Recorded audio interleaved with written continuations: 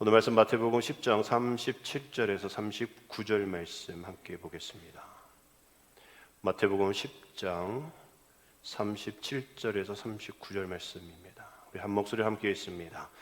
아버지나 어머니를 나보다 더 사랑하는 자는 내게 합당하지 아니하고 아들이나 딸을 나보다 더 사랑하는 자도 내게 합당하지 아니하며 또 자기 십자가를 지고 나를 따르지 않는 자도 내게 합당하지 아니하니라. 자기 목숨을 얻는 자는 잃을 것이요 나를 위하여 자기 목숨을 잃는 자는 얻으리라. 아멘. 우리 지난 3분짜리 총력 전도 홍보 영상 보고 설교 시작하겠습니다. 지금 시대는 점점 더 어두워져 가고 있습니다. 빈부격차, 세상 쾌락, 인재사고, 전쟁에 이르기까지 소망을 찾아보기 힘든 시대를 살아갑니다. 그러나 시대가 어려울수록 교회는 본질을 붙들고 세상에 소망을 나누어야 합니다. 주님이 교회에 맡기신 사명을 더욱 견고히 붙들어야 합니다. 주님께서 교회에 맡기신 일은 복음을 전하는 것입니다. 복음을 전하는 전도는 어떤 교회만의 특별한 일이 아니라 모든 교회가 붙들어야 할 본질이며 사명입니다. 감리회는 11월 1일 주일, 모든 감리교회가 전도주일로 지키고자 합니다. 모든 교회가 함께 복음을 들고 나아가고자 합니다. 우리가 다른 가까운 마을들로 가자. 거기서도 전도하리니 내가 이를 위하여 왔노라. 주님이 이 땅에 오신 그 뜻을 따라 세상에 소망을 전하러 나갑시다. 감리교회 전도주일은 한 번의 행사가 아니라 세상에 소망을 나누는 복음의 사명을 다시 일깨우는 시간이 될 것입니다. 이 일은 모든 감리교회 안에 전도의 불을 다시 살리고 교회가 다시 세상의 소망으로 나아가는 출발이 될 것입니다. 우리가 전도하는 것을 포기할 수 없는 이유는 그것이 하나님께서 우리에게 주신 가장 큰 사명이기 때문입니다. 우리가 전도하지 않으면 사람들이 복음을 들을 수 없고, 들을 수 없으면 믿을 수 없고, 믿지 못하면 구원받을 수 없습니다. 그래서 우리는 11월 첫째 주일을 전도주일로 정하고 지금부터 6개월 동안 온 감리교회가 함께 전도하고 전도의 결실을 맺고자 합니다. 이 일을 위해서 선교국 산하 전도운동본부가 함께 기도하며 준비하고 있습니다. 이번 전도운동을 통해 전도에 참여하는 교회마다 전도의 열매가 풍성하기를 기도하겠습니다. 시대가 어려울수록 우리는 본질로 돌아갑니다. 감리교회여, 세상을 향해 다시 깨어나라. 2026 감리교회 전도 프로젝트 11월 1일 감리교회 전도주일 원소울 11월 1일 바로 그 한 사람, 절망의 한 영혼을 위해 감리회 모든 교회가 함께 복음을 전합시다.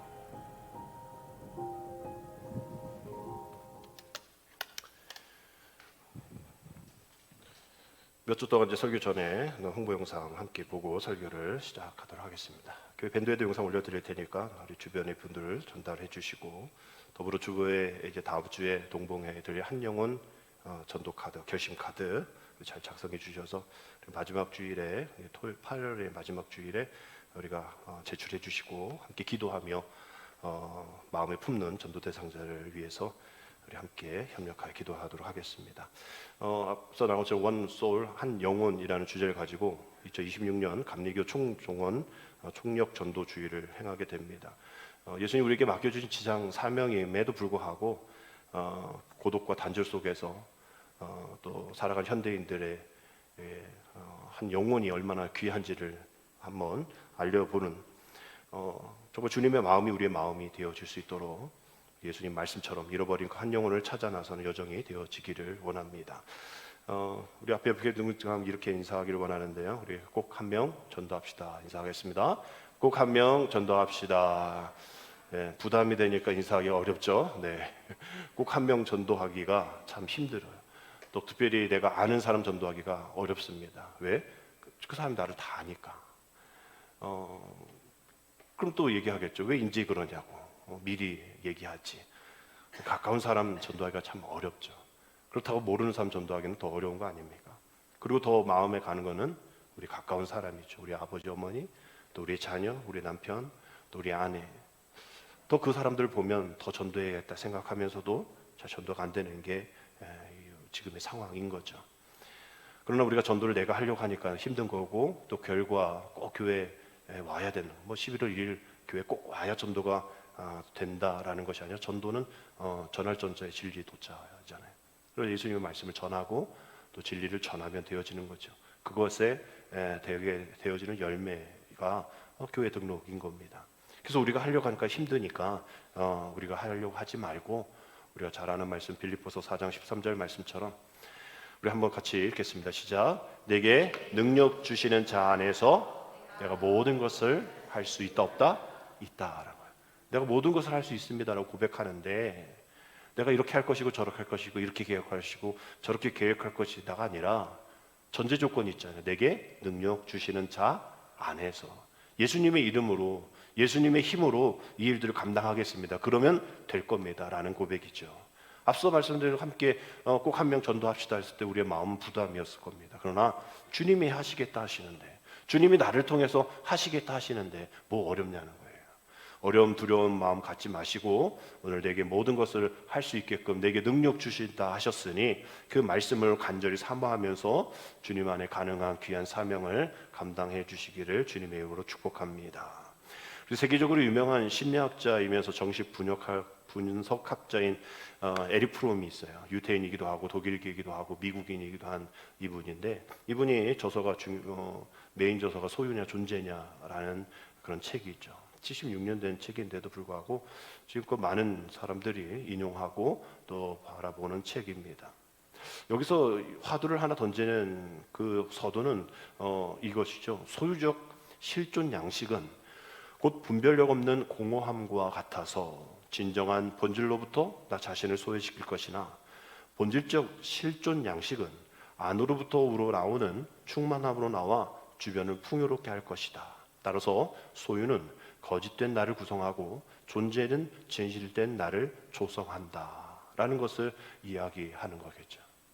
어려운 말 아니에요. 전도에 관한 이야기입니다. 내가 돈이 있어야 전도할 때 또 선물도 주고 식사 대접도 하고 이러죠. 우리가 돈이 없어서 전도 못하는 게 아니죠. 결국은 우리가 그것보다는 내 존재에 대한 부분인 겁니다. 결국 우리의 삶도 마찬가지다라는 것이죠. 우리가 소유가 있어야만 행복하고, 소유가 있어야만 내 삶이 존재의 구성이 되어지고, 이런 우리의 삶을 살아가고 있는 실존 양식 속에 우리가 살아가잖아요.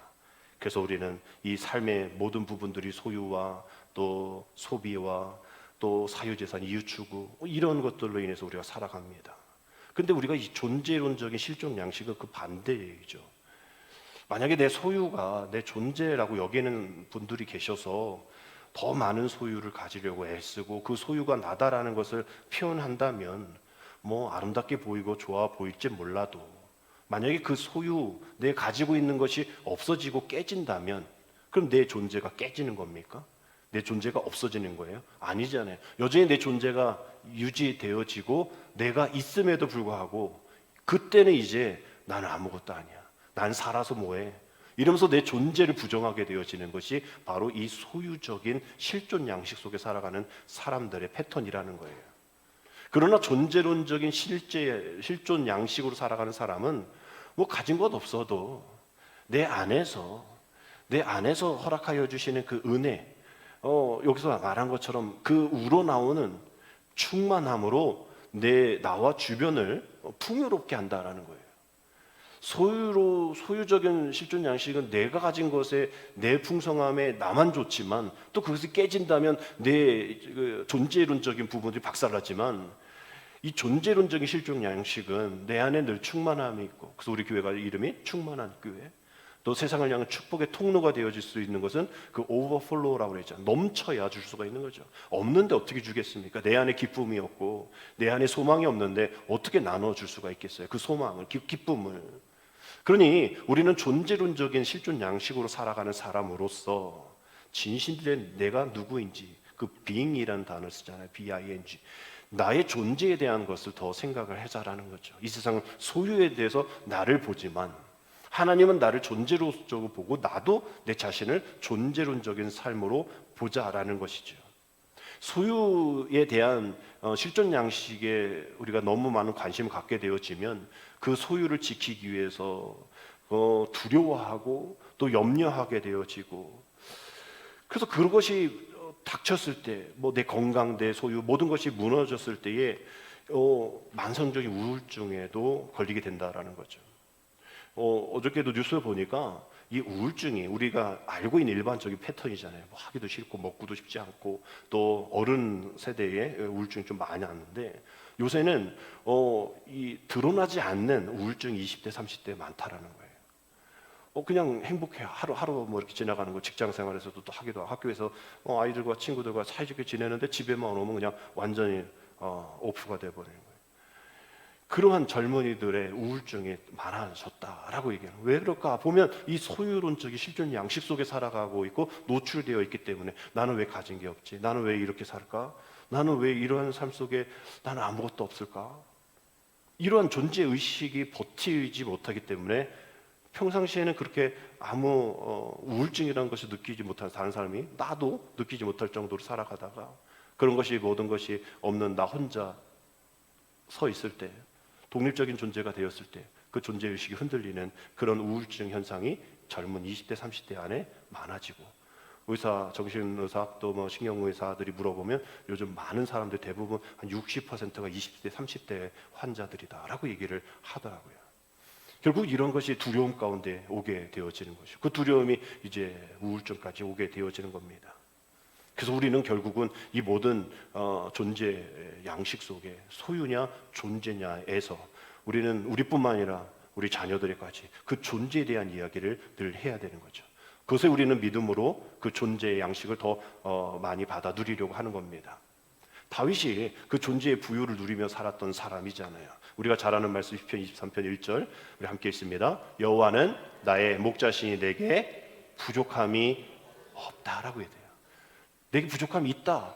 아니에요. 부족함이 없다라고 얘기합니다. 그러면서 그 부족함이 없음으로 내 삶 속에 어떤 일이 일어나냐? 5절 주께서 내 원수의 목전에서 내게 상을 차려주시고 기름을 내 머리에 부으셨으니 내 잔이 어떻게 된다고요? 넘친다라고 되어 있어요. 충만하다. 그때 부족함이 없는 이유, 주님이 나의 목자이시기 때문이다. 지금 존재에 대한, 내가 뭘 가지고 내가 뭘 얼마나 누리고 이게 아니잖아. 여호와 나의 목자시고 나는 양인, 그런 존재론적인 것으로 내 삶을 주님 앞에 온전히 드리니 내게 부족함이 없다라는 나의 존재론 의식이 생겼으며, 그 존재론에서 주님께서 내게 기름 부으시고 내 잔이 넘치게 되었다라고 얘기하는 거예요. 그 넘침으로 나를 포함해서 앞서 말씀드린 것처럼 다른 사람까지 풍성하게 해주는 존재론적인 그런 양식으로 살아갈 수 있다라고 얘기하는 겁니다. 정말 부족함 없이 차고 넘치는 복을 받았다는 고백 가운데 우리는 살아가지만, 이 세상에서의 모습들은, 또 이 세상 속에서의 직장에서의 이야기들은 너가 얼마나 가졌는지, 너가 요즘 주식이 어떻게 되는지, 뭐 투자했는데 어떻게 되는지, 그에 오는 관심을 갖게 되어지는 것이죠. 그런 얘기를 들을 때마다 왜 나는 저렇게 벌지 못했을까? 왜 저때 주식 넣지 못했을까? 저 사람처럼 라면서 이면에 부럽기도 하고 또 불안하기도 하고 이런 나만 뒤처진다는 느낌이 있기도 하는 거예요. 나만 손해보는 것 같기도 하고, 나만 기회 못 잡은 것 같기도 하고, 왜 나만 거기 관심 갖지 않았을까라는 생각을 하게 되어지는 불안감이 있다고 그래요. 그것을 포모라고 합니다. Fear of missing out. 내가 거기서 나옴으로 인해서, 내가 거기에 들어가지 못함으로 인해서, 내가 그거로 정보를 얻지 못함으로 인한 그 fear, 두려움, 이것이 포모 현상이라고 얘기해요.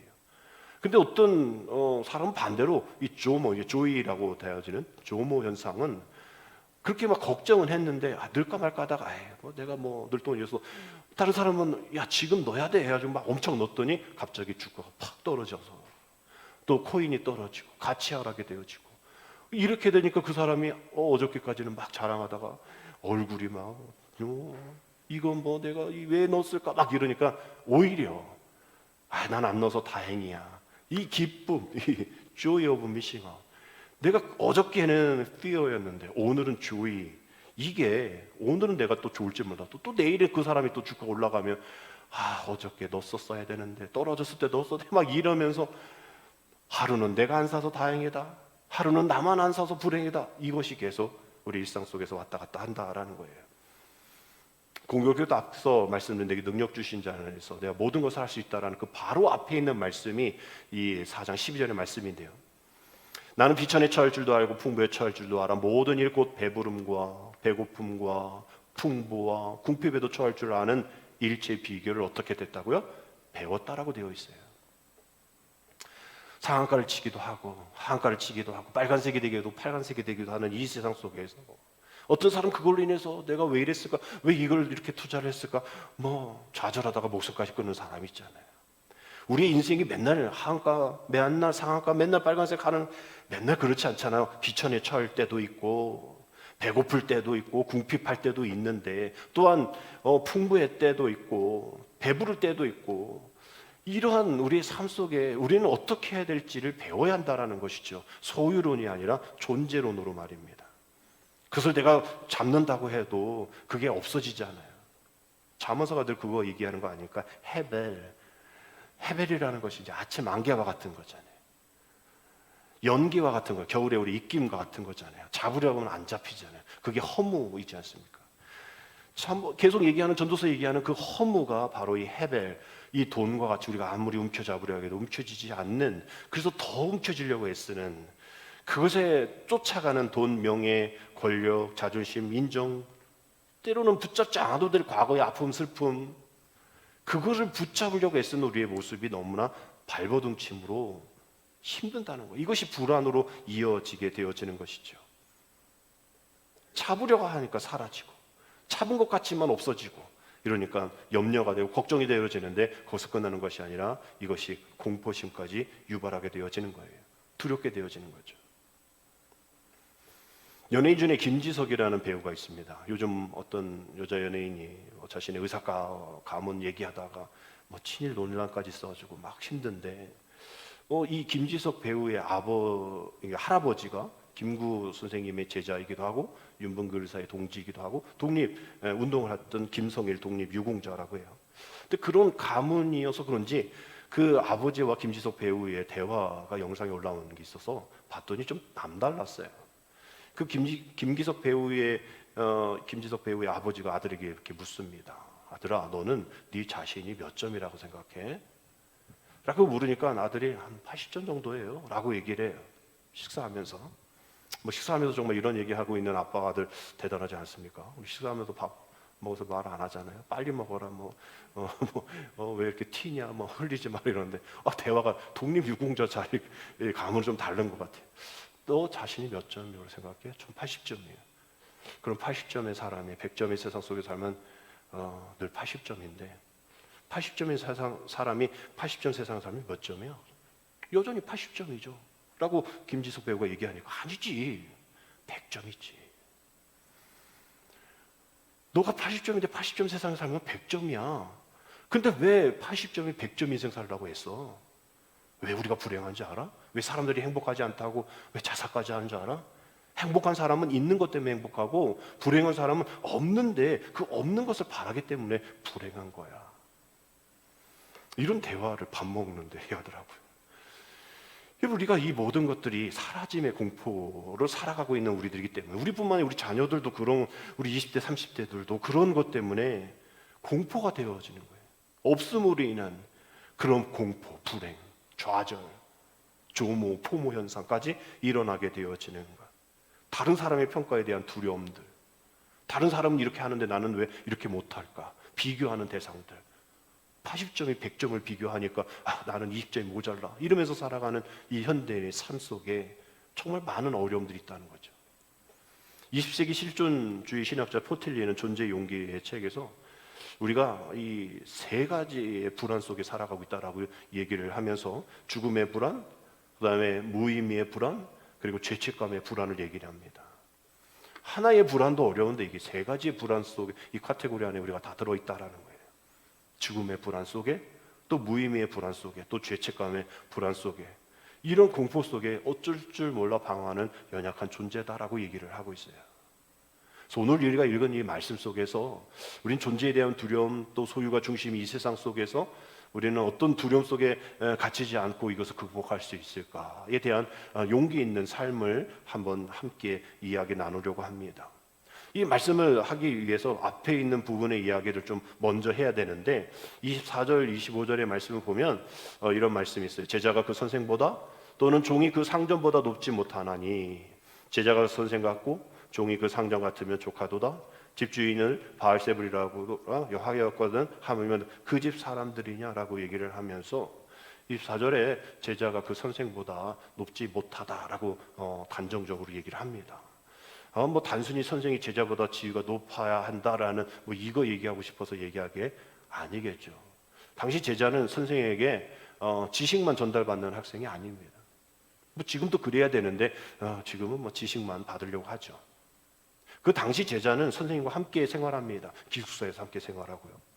선생과 말투를 또 같은 말투를 쓰고 또 생각과 가치가 삶의 방식까지 닮으려고 합니다. 그래서 제자가 선생 같으면 족하다라는 그러한 이야기인 거예요. 제자의 완성은 스스로 능가하는 것이 아니라 제자는 스승과 같은 그러한 모습이면 된다라고 얘기하는 거죠. 그것이 제자의 완성이다라고 얘기를 하는 거예요. 제자의 완성은 선생을 닮은 데 있다라는 것인데 우리는 지금도 끊임없이 남보다 더 높아져야 된다는 거 80에서 100의 인생을 살아야 된다고 늘 얘기합니다. 높아지라 얘기해요. 다른 사람 밟고 올라가라까지도 얘기합니다. 그러나 우리는 주님이 우리에게 뭐라 얘기하셨습니까? 주님은 높아지라 얘기하셨어요? 나보다 더 높아지라 얘기 안 하셨단 말이죠. 나를 닮아라, 나와 같아져라 라고 늘 얘기하셨고 그 제자들도 마찬가지로 많은 성경에서 나를 닮아라. 내가 예수 그리스도를 닮은 것이 너희도 닮아라 라고 얘기를 했지 나를 뛰어넘어라. 나보다 더 위대해져라 라고 얘기한 구절이 한 구절도 없습니다.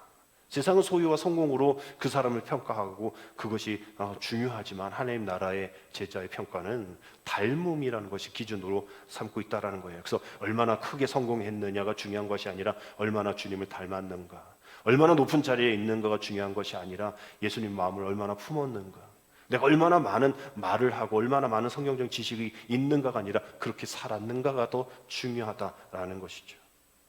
그래서 윤동주 시인이 서시에서 얘기하잖아요. 죽는 날까지 하늘을 울어 한 점 부끄러움이 없기를. 이 얘기는 내가 완전 무결한 사람이 되겠다가 아니잖아요. 내가 오늘도 그렇게 되지 못하지만 그래도 끊임없이 자기를 성찰하고 자기가 그렇게 살아가는 것, 내가 어떤 높은 것을 위해서 살아가는 것이 아니라 지금 내 삶 속에서 그나마 내 삶 속에서의 삶 속에 80점이라 할지라도 80점의 삶 속에서 80점, 100점이 되어지는 삶을 살아야 그 모습으로 살아가는 것이 내 모습이다. 우리 믿음의 사람들에게도 마찬가지죠. 우리가 뭐 다른 것 얘기할 게 있겠습니까? 내가 뭐 어쩌다 뭐 전도 우리가 영상 봐서 전도합시다 하지만 우리가 뭐를 전도하겠어요? 여러분들이 어떤 저보다 더 많은 신학적인 지식이 있습니까? 뭐 다른 어떤 내가 내세울 어떤 뭐가 있습니까? 없잖아요. 결국은 우리는 내 자신을 통해서 주님 앞에 나아가는 그 모습을 통해서 전도할 수밖에 없는 그런 상황인 것이죠. 그래서 불자들이 또 스님들이 공동적인 공동체 안에서 다른 사람들에게 인사를 할 때 성불하세요라고 얘기한단 말이죠.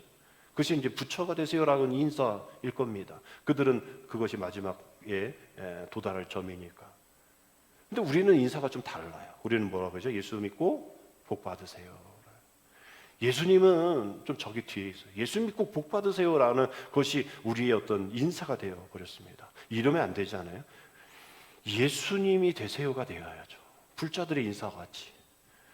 예수님처럼 사세요가 되어야죠. 예수님 닮은 삶을 사세요라고 얘기하고 나도 그렇게 고백해야 될 것 아닙니까? 근데 예수님은 쏙 빠지고 그 소유의 복에 대한 얘기만 한단 말이죠. 예수의 존재에 대한 얘기를 안 하고 말이죠. 그러니까 믿음의 사람들이 지금 또 한국교회가 복음으로 또 전도로 선교로 어려워진 이유는 바로 예수가 빠지고 복이 더 앞서기 때문에, 존재가 빠지고 소유가 더 앞서기 때문에 앞서 말씀드린 그 소유가 무너지면 그 존재 자체가 무너지는 그러한 모래 위에 지은 집과 같은 모습으로 살아가고 있기 때문에 우리 인사도 예수님 닮은 사람 되십시오. 예수님처럼 사십시오. 가 되어야 된다라는 것이죠. 복 받아서 좋을 일 많겠죠. 건강해야 되고 또 많은 어떤 재물도 또 우리 지위도 올라가면 좋겠죠. 그래서 하나님의 위대한 일들을 삶에 감당하면 좋겠지요. 그러나 우리가 다 그렇게 되어지는 것 아니고 그것을 목적으로 삼으면 안 되죠. 그래서 오늘 우리가 부른 찬송가 452장이 예수님 닮기 내가 원하니 날 구원하신 예수님을 내 마음속에 지금 고도사 주님의 형상 인치소서.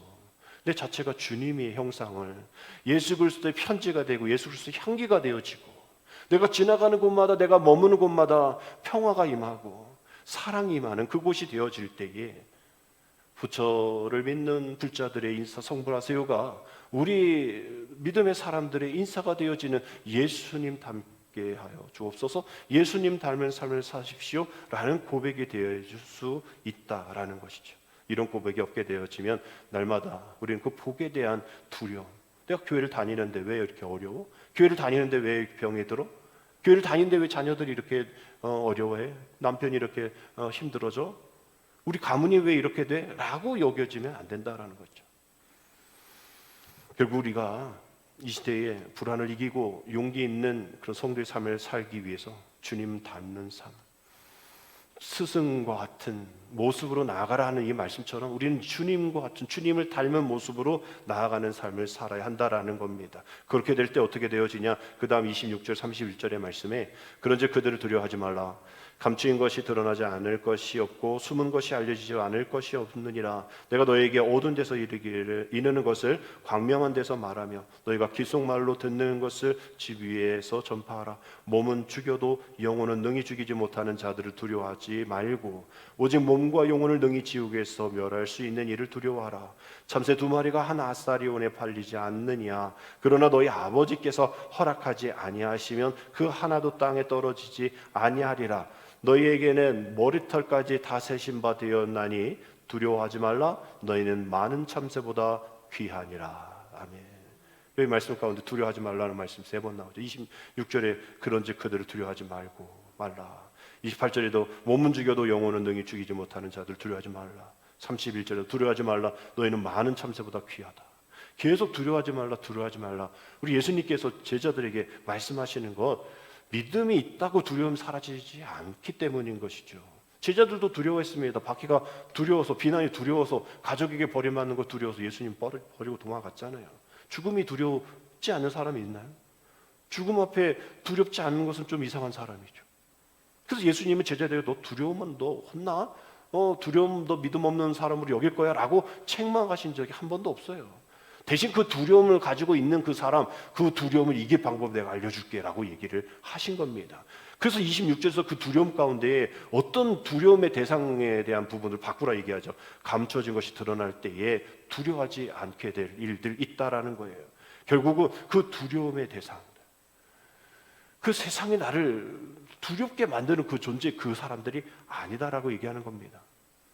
나를 지옥에서 건져주시오, 나를 은혜의 길로 인도해 주실 그 하나님을 두려워하라 라고 얘기하는 것이죠. 그러면서 얘기하는 것이 그 아주 저렴한 화폐 가진 아사리온, 그 참새 한 마리의 값이겠죠. 그 동전 한 푼에 팔리는 참새 한 마리도 하나님의 주권 없이는 땅에 떨어지지 않는데 이것보다도 훨씬 가치 있고 존귀한 너희가 어떻게 떨어지고 두렵고 염려가 되어지는 삶 가운데 내가 그냥 내버려 두겠냐라고 이야기하는 거잖아요. 그런데도 두려워할 거야? 두려움 있겠지. 그러나 두려워하지 않을 이유 생기지 않았어? 그 참새 한 마리도 내가 이렇게 가만두지 않는데 너희에게 내가 그렇게 하지 않겠지. 내가 두려운 것이 있다면 그거 바라보지 말고 그 두려움을 이기게 해주실, 그것을 해결해 주실 그 하나님만을 바라봐라고 얘기하시는 거죠. 그냥 난 두렵지 않아요 라고 속이지 말라, 거짓말하지 말라. 두려움은 두렵다라고 얘기를 하라는 거예요. 그럴 때 우리는 기도하자는 거죠. 하나님, 이제 세상보다, 사람보다, 내 문제보다 하나님만을 바라보게 하여 주옵소서. 그 사람 또 세상 그 문제로 인해서 내 마음이 흔들렸다면, 그것이 두려움이 하나님보다 더 컸다면 이제 그거를 내려놓고 오직 하나님만을 바라보게 하여 주옵소서. 하나님만을 두려워하게 하여 주옵소서. 우리가 그 두려움의 존재를 바꿔버리는 그런 일들을 이야기하고 있는 겁니다.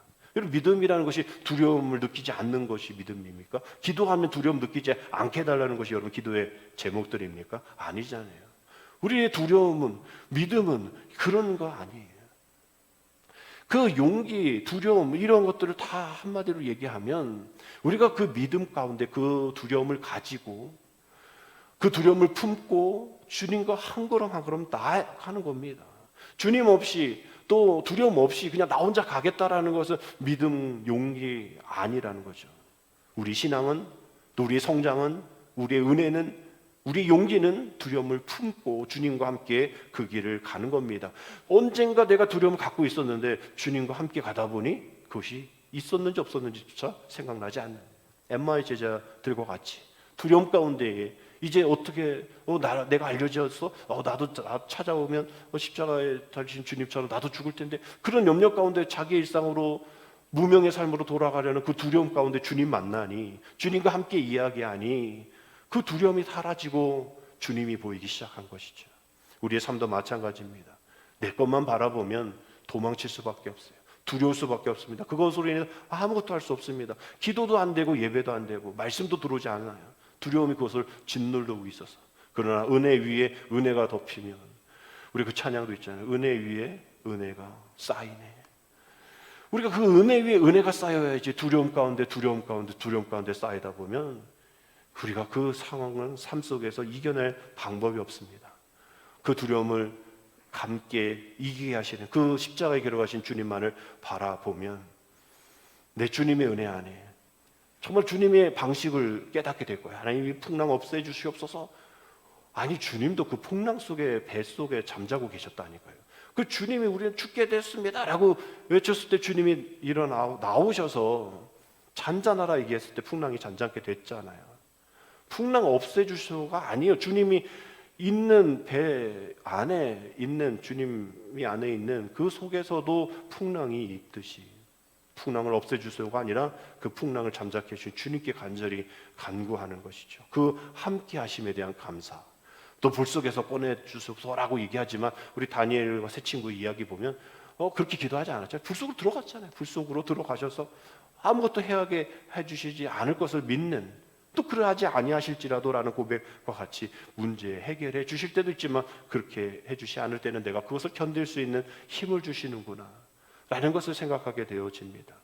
그래서 34절의 말씀에 보면 예수님 내가 이렇게 얘기하시죠. 내가 세상에 화평을 주러 온 줄로 생각하지 말라.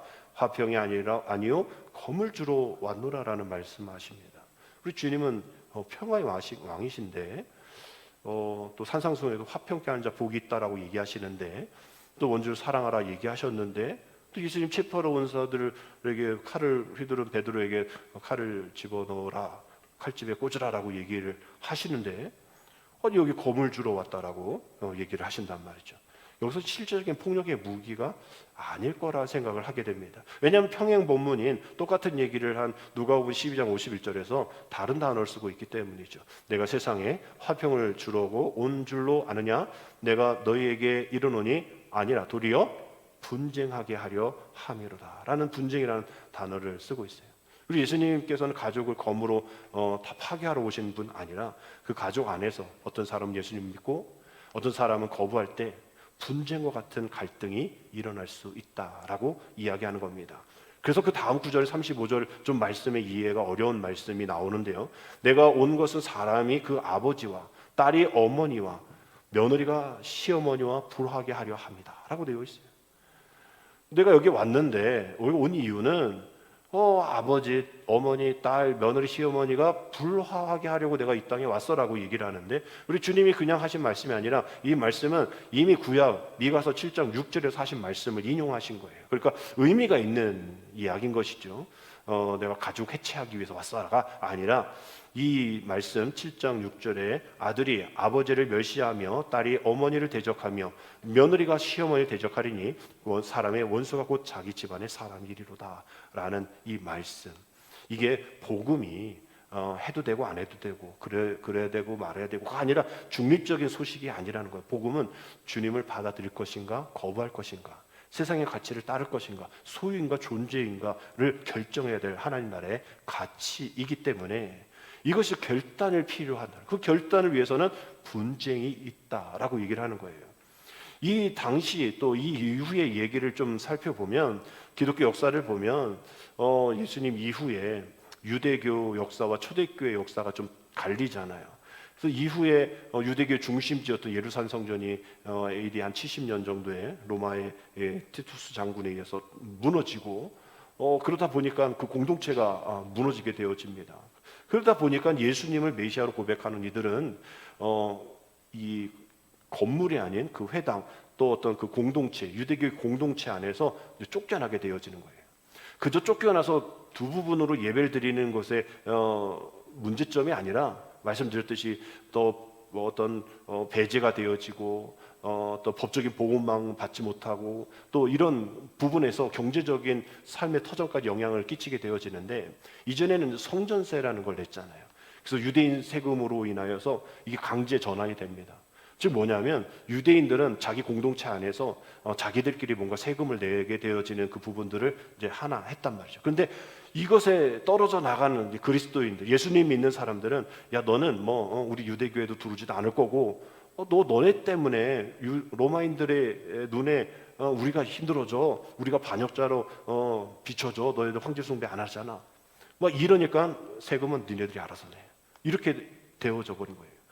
지금도 뭐 비거주 뭐 1세대 뭐 종부세 낸다 뭐 어쩐다 뭐 이게 말이 많아가지고 지금 뭐 들끓고 있는데, 이게 세금이 엄청 부과되어지는 거예요. 그저 나는 예수님 믿으려고 했는데 내가 살아가는 이 모습 속에서 관계가 틀어지는 거 뭐 그렇다 치는데 이제 경제적인 모습 가운데 어려워진다라는 거죠. 그러니까 35절에 아들이 아버지를, 딸이 어머니를 대적하여 불화한다라는 이 선언은 비유가 아니라 그 당시 우리 아버지는 예수님 믿는데요 라고 유대교회한테 얘기를 해버리는 거예요. 밀고를 하는 겁니다. 그러다 보니까 이렇게 저렇게 비극적인 배신이 가족 안에 일어가게 되어지고, 혈연의 안전망이 영적인 전쟁터로 변해버린 실존적인 지옥 같은 그 일들이 있게 된 거예요. 그런 상황에서 예수님께서 가족보다 자신을 더 사랑하게 하는, 그것이 뭐 가족 해체를 얘기하는 것이 아니라, 가족을 사랑하지 말라는 것이 아니라, 예수님께서 문제 삼고 계신 것은 그 가족 사랑이 아니라 그 가족이 하나님보다 더 높은 자리를 차지하지 않기를 원하시는 그 마음이 담겨져 있는 것이죠. 결국 부모 공경해야겠지만 하나님의 뜻을 거스리면서 부모 공경은 원치 않는 겁니다. 가족을 하나님보다 더 사랑하면 그 사랑에 집착하게 되어지는 것이고, 결국 하나님을 사랑하게 되어지면 가족 사랑은 당연히 이루어지는 것인데 그것이 바뀌어지게 되어지고 있다라는 것이죠. 그 가운데 자기 십자가를 지지 않는 이들이 생기게 된 겁니다. 그래서 자기 십자가를 지고 사는 것, 그것이 뭡니까? 자기 자신의 모든 최종의 통제권을 다 내려놓겠다라는 거죠. 내 인생은 내 것 아니다라는 선언인 겁니다. 내 인생 모든 것은 주님의 것입니다라고 고백하는 그 고백인 것이죠. 그 고백 가운데 오늘 우리가 읽은 말씀을 다시 한번 살펴봐야 합니다. 오늘 다시 한번 말씀 함께 읽겠습니다. 아버지나 어머니를 나보다 더 사랑하는 자는 내게 합당하지 아니하고, 아들이나 딸을 나보다 더 사랑하는 자도 내게 합당하지 아니하며, 또 자기 십자가를 지고 나를 따르지 않는 자도 내게 합당하지 아니하리라. 자기 목숨을 얻는 자는 잃을 것이요 나를 위하여 자기 목숨을 잃는 자는 얻으리라. 아멘. 이 말씀이 그저 어떤 가족에 대한 해체를 이야기하는 것이 아니라 십자가를 얘기하고 있는구나. 그것을 해결하지 못하면 내가 지고 가야 할 십자가를 안 지겠구나. 그래서 내가 결국은 내가 목숨을 얻고자 하겠구나. 그렇지만 결국은 잃게 되겠구나. 결국 우리가 어떻게 살아야 될 것인가? 그러한 모습 속에 나를 위하여 내 목숨을 잃는 자 되어야겠다라는 이야기인 것이죠. 십자가를 짐으로 내 목숨을 잃는 자 되겠지만 결국은 나를 다시 살리실 하나님의 은혜가 우리의 삶 가운데 있게 되겠다라는 말씀을 하시는 거죠. 결국은 우리의 모든 모습 속에서 뭐 내가 위대하고 크고 엄청난 업적을 이루는 그런 삶이 아니라 그저 내게 주신 내 십자가 묵묵히 지고, 내게 허락하여 주신 내 가족, 아직 믿지 않는 그 이들을 위해서 기도하며, 포기하고 싶은 말씀 순간 가운데서 말씀을 붙잡고 내가 다른 거 소유를 움켜쥐고 싶을 때 그 허무한 헤벨과 같은 안개와 먼지와 같은 걸 움켜쥐지 못해서 실망하고 그것이 울분이 되고 그걸 가진 사람을 원망하고 비난하는 그런 우리의 마음이 아니라 이제 내가 쥐고 있는 것이 그 헤벨에 다루는 것이 아니라 십자가를 움켜쥐고 두려움 가운데 예수 그리스도에 붙잡으면서 말씀에 붙잡으면서 다시 한번 내 두려움을 대상을 재설정할 수 있는 우리의 삶, 내 몸밖에 하지 못하는 세상에 그 폭력적인 것을 내가 두려워하지 아니하고 내 몸과 영혼 모든 것을 해결해 주실 그 능력자이신 주님만을 바라보는, 그렇게 되어지지 않음으로 있게 되어지는 두려움, 그것을 내 두려움의 대상으로 다시 한번 재설정하는 상황 가운데 가게 되어진다면, 오늘도 우리가 11월 1일 우리 감리교회가 한 몸으로 한 마음으로 원 소울 한 영혼을 위해서 우리가 기도하며 나갈 때에 우리가 그 사람들을 교회 채워, 또 우리가 120만 밖에 되지 않는, 우리가 원래 160만 정도 감리교회였는데 막 줄어서 120만 떨어지기도 하는 이 상황 속에 몇십만 더 올리겠자 하는 그런 슬로건이 아니라 이제 우리의 모든 삶이, 또 나의 삶이 이번 중력 전도주의를 통하여서 소유와 존재의 삶 속에서 내가 무엇을 붙잡고 살아가야 될 것인가, 내가 어떤 십자가를 내가 지고 있는가, 그 십자가를 아직도 내가 쥐고 있지 않는다면 나는 어떤 용기를 가지고 어떤 두려움의 재설정을 통하여서 그 십자가를 움켜쥘 수 있을 것인가를 우리가 다시 한번 결단해야 될 시간이라는 겁니다. 우리가 그렇게 되어지는 이 순간순간 여전히 우리를 방해하는 많은 세력들이 있겠죠. 너는 해서 뭐해, 너 할 수 없어, 포기하게 만드는 겁니다. 그럴 때마다 우리는 그 십자가를 움켜쥐고 포기하고 싶은 마음, 포기하고 싶은 그런 세상의 이야기들을 듣지 말고 이제 우리를 포기하지 아니하시고 우리를 그 한 아싸리온 떨어뜨리지도 않는 그 참새 한 마리보다 더 귀하게 여기시는 그 주님의 마음을, 그 주님의 십자가를 우리가 붙잡고 다시 한번 십자가로, 용기로, 십자가로 두려움을 이기는, 그래서 두려움 속에 과거의 깊은 상처 그런 거 붙잡지 말고, 세상의 성공 붙잡지 말고 오직 우리에게 허락하여 주신 그 십자가를 움켜쥔 용기로 우리 힘차게 주님을 따라가는 우리 모두가 되어지기를 주님의 이름으로 축복합니다. 기도드립니다. 하나님, 주님의 참된 제자가 세상에서 마주할 때에 많은 어려움들이 있는 줄 압니다.